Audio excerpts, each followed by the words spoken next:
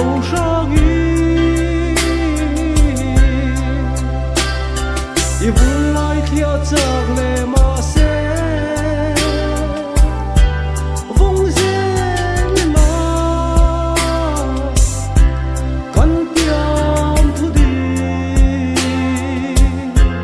因好些啦，我过来马赛。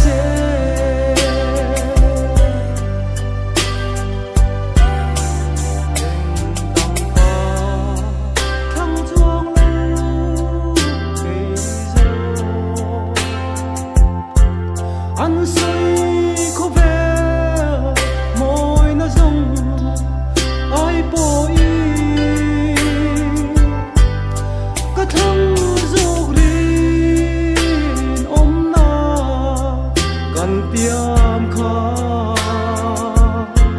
vung rên la bồi tê ô nằm nê.